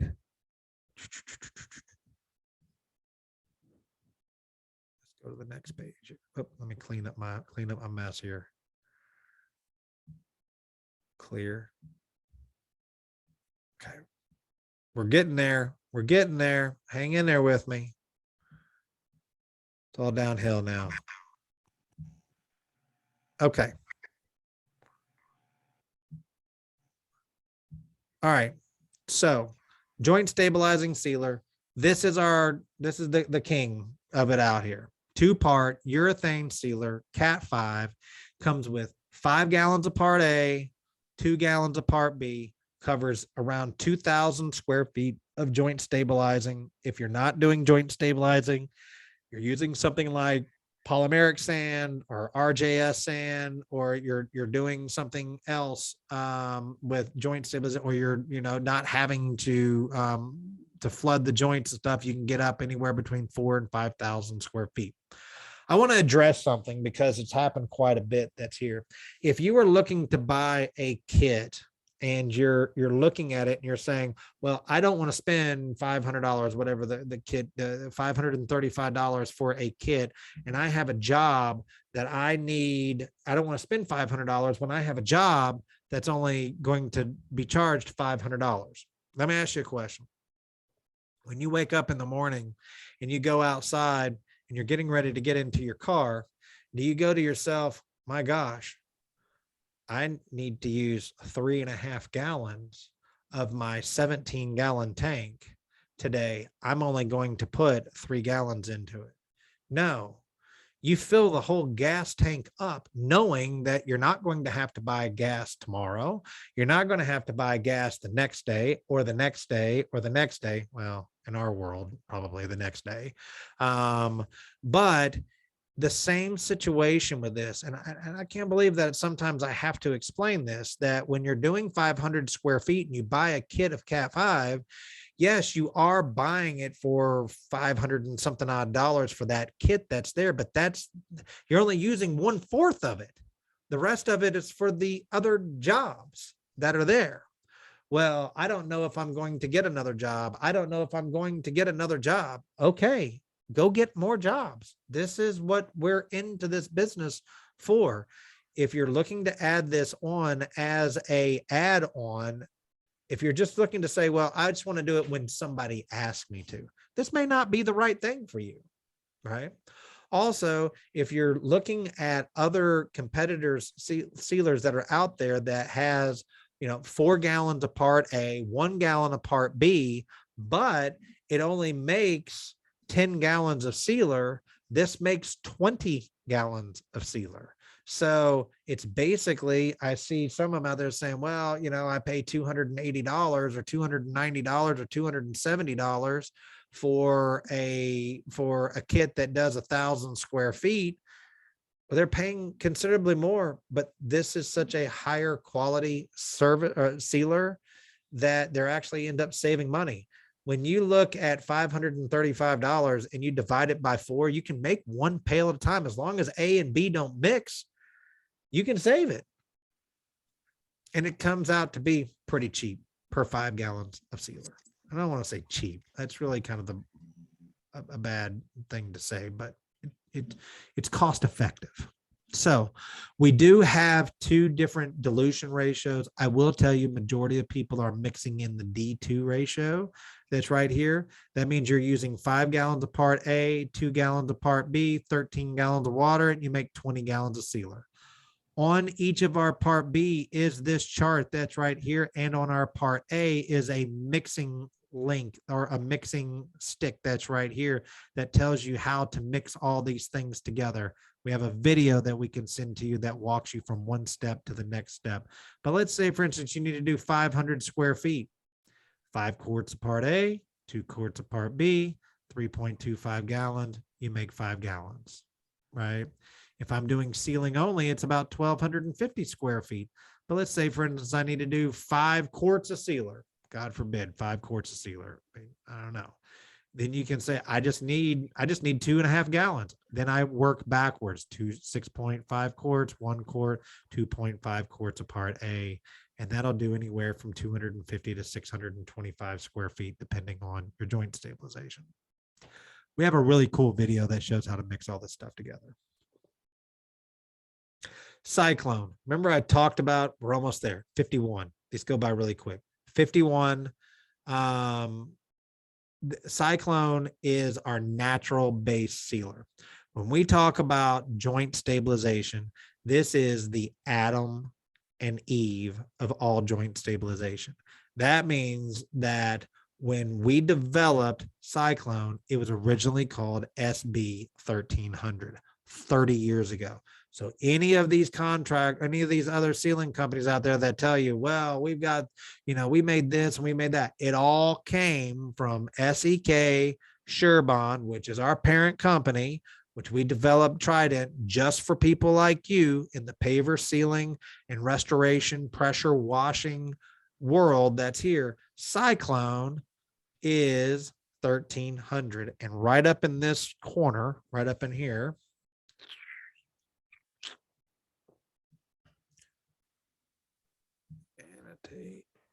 right here, you're going to see right in this area right here, 1300. It'll say 13 on it. Same product, but it's called 1300. So that is our joint stabilizing sealer, natural base. You don't have to mix it. You just take it, spray it down. So flood coat and squeegee, that's really important. I'm going to show you these two videos right here. So what is a flood coat? So you'll see here, this is Greg Kelly giving a nice flood coat. This is your first coat of sealer. You got to flood those joints. If you don't flood the joints, you're not going to get sealer from the top all the way down to the bottom. But you can see a nice even spray that's going there, right? See that? See how it's flooding those joints? Same thing over here with Dennis Davis, right? He's spraying. He's using the cut the cheese method here where he's going forward. You see the wave that's happening beforehand? He puts his shield down there at the end so that you don't get the overspray onto the TV. And then here I am at the very first sealer summit. And you can see, here we go, flooding it. This is another method of flooding it, taking a double foam squeegee at an angle and pulling the excess into the joints. So you'll see flood joint, flood the joint, flood the joint, taking the squeegee and pulling it back into the joints. See? The excess.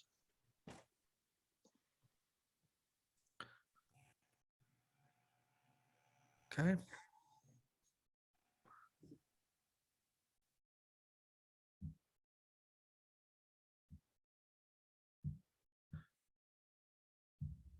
Okay. So penetrating sealers. This is your penetrating sealers. So we have a couple of these. This is horizontal vertical surfaces, what a lot of people are going to use when they're sealing the concrete, driveways, invisible finish, immediate application, penetrating, hybrid, water-based, and solvent-based. We have two different kinds. We have break wall, which is a water-based, ready to use. You just spray it down. You can clean it, still can be put on a damp surface, but it does take 24 hours for it to completely cure with no water on it. So make sure they turn off the sprinklers, no rain, do a rain dance, draw turtles in the ground, whatever you've got to do, keep it from raining on top of it for 24 hours.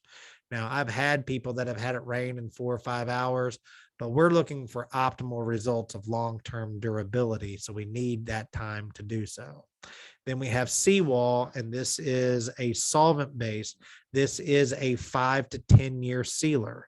You put it down. The difference is you're going to clean it, let it completely dry, put it down, but you can, it's pretty much rain safe after about 4 or 5 hours based on 80 degrees ambient temperature. These are my last two videos.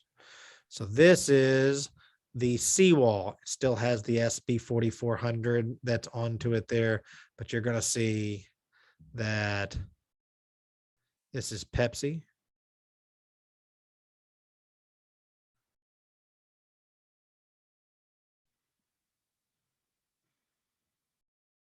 Throw some water on it. Stain protection. Watch.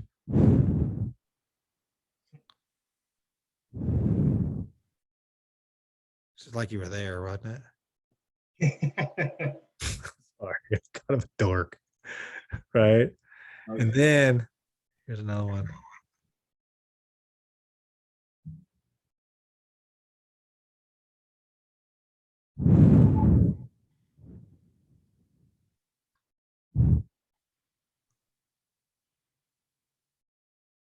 All right.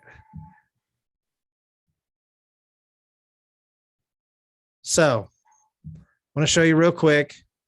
TridentProtects.com. We're almost done. The resource library, T3 University, Trident Protects Contractors Only Group. So I've already got them loaded, so that works. Here is the Contractors Only Group. As you can see on Facebook, that's right here. We've got 2,900 members that are there. We've got a couple of new notifications that are here. You can see. And you can see there's like 495 pressure washing just asked to join. So we're going to approve that's here. But what I wanted to show you was that, oh, hold on a second. You're not seeing this, I don't think. You're not. You're okay. Hold on. I'll get it. Share. Sorry. There. Share. Now you're seeing it. correct. Okay, good. So we're in the Trident Protects Contractors Only page. That's right here. And as you can see, we've got 2,900 members that are there. This is where you can come in and join. It's the contractors only, but you'll see that, for instance, Eric Morehouse right here, just bought a bunch of product. That's right here. Danielle, group expert admin, that's here. Here's Zach asking for some questions about how to put together a video. You'll see that, Randy Smith, D2 Platinum Joint by David Vespa. That's right here, his before and afters. And it just goes on and on and on. And a lot of you guys came from here, and you can see that, you've got group experts like Brenda Farley that are in here answering questions. You got 12 comments and everything that's there. Central Florida paver ceiling, it just goes on and on. Here's another. Here's Steven, Cat 5D2 Pearl Sand, easy money. It's got 3 comments that are coming in. Brenda talked about it. And, do you have a close up of these? This is a huge resource. You can see in here the 1, 2, 3 cleaning process of cleaning his pavers. So if you're not part of this group, by all means, make sure you get to be part of this group that's here. Now,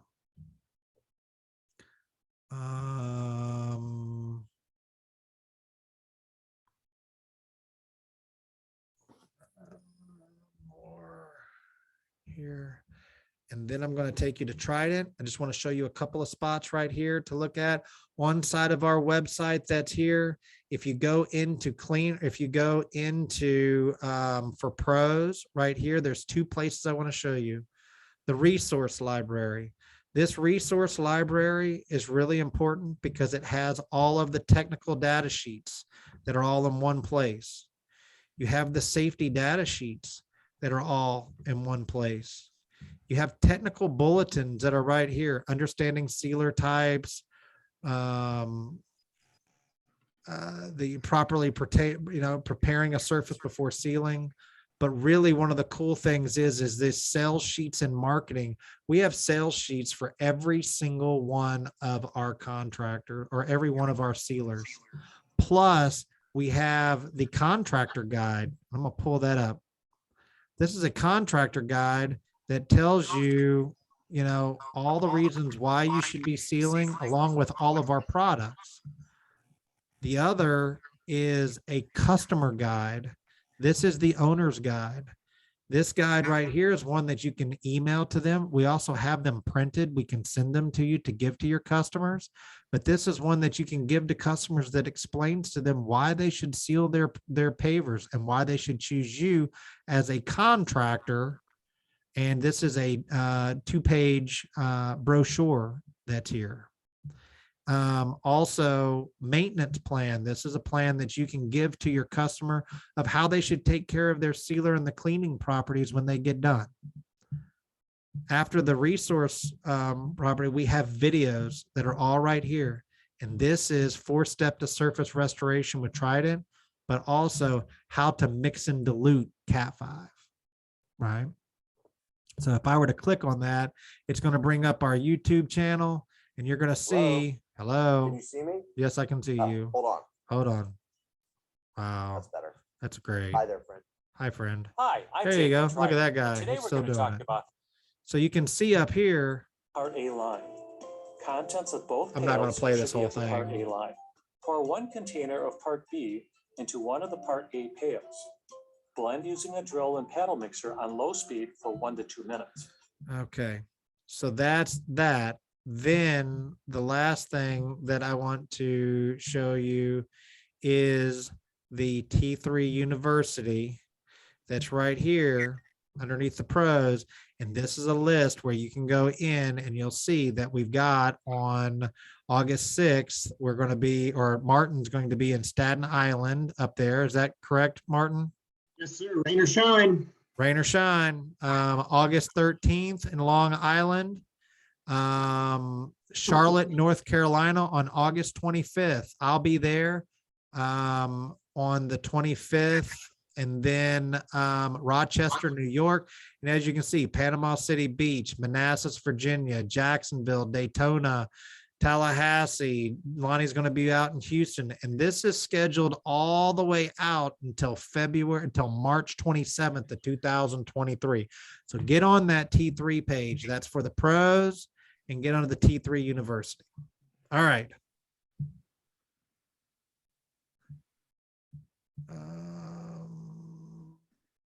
From current slide, here we go. I think I need to get back onto this one. Are we back to tour? Yes, sir. Okay, let me get through this part right here. Only like 2 more slides. It's real simple. So recap and closing. This is now we're down to the end here. We finally made it. This is actually our warehouse in St. Charles. I will tell you that this does say SEK Sherman on here. We did Photoshop that, but this is our warehouse in St. Charles, Illinois. We have another warehouse that's down in Tampa for distribution to be able to get product out to you and to get it close to you. Big, huge facility that's there. We have a lot of resources and we're there to be able to help. This is our final piece. So we want to say thank you guys. Only 33. I only lost 2 people this whole time, probably because I said that I'm going to do something to give away $100, right? But those 33 people that did join into it here, I am going to send you an email. I'm going to do it this evening because if I don't, my ADD is going to jump in. I'm going to send you a link. I would love for you to respond back from that email and just give us a review. Tell us what you thought. Tell us what you thought about this meeting. If there's something that we could have added, something we could have done differently, realizing this is just a little taste that's there. So are we ready, Martin? I want to give away this $100, right? This $100 gift card, right? And I'm going to ask a question. And the first person to answer it that writes it on there. So everybody should be sitting right there on their phone. I'll make it real simple, but the first person to answer it is going to be the one that's going to get this $100 gift card. Are you ready, Martin? Yes. All right. Are you Rusty ready? already said. What's his, what was Rusty's? You know what? I'm putting up the chat right now. I want to see, There you I go. want to see what happens. Rusty's cheating. What are you? Yeah, so I- Bucky's. I love it. That should have been my question. You know Yeah. what? Should have No, been, nice. what is my favorite restaurant or favorite gas station, right? It's a great guess, And Rusty. everyone's starting to throw questions, right? Actually, it's going to be a technical question. All right, everybody listening? Are you ready? Here it comes. How deep should the joints be cleaned out before you put in sand? Oh, who was it? Who was it? It was Who Chris was it? Whiting. I think it was Chris Whiting. Yeah, I see it. Because, well, see, it's hard. There's a typo. Oh, actually, no, excuse me, wrong. Jonathan jumped in right before, right after Chris Dodds. So, well, Chris Dodd was 1/8. Oh, Jonathan, Right. Jonathan messaged It's me Chris. directly. It's Chris Whiting is what it is. 3/4 of an inch deep. Yeah. How far deep should you clean out the joints before adding sand? Not what level should the sand be at when you put it in, but how deep. A tricky question. So Chris Whiting, right? Yes. I don't know. There we go. I missed it. So I'll attend. So I'll attend the next Perfect, one. Mario. Yeah. Hey, look, it's really not about that. We didn't want to just link people on here, but we really hope that you guys found that this was not as entertaining. But look at Chris right there. Old guys rule. Yeah. But we hope you guys found this entertaining. Like I said, I'm going to send out that email this evening as soon as we get off here. I want to thank Martin. I want to thank Lonnie. I want to thank everybody that's involved with this. We appreciate your guys' support. There's a lot that goes into this, but we really could not do this without you guys, and we really want to help raise the bar. So anyway, other than that, I'll send out the email, respond back, give us a little feedback if you get a chance. If not, we understand, but we hope that you will at least do one thing. Go to tridentprotects.com/T3-university and sign up for one of those training classes. Other than that, we will let you guys, let me escape here. Let me see here. Escape. What did I do? Here we go. And I'm going to turn off the stop recording.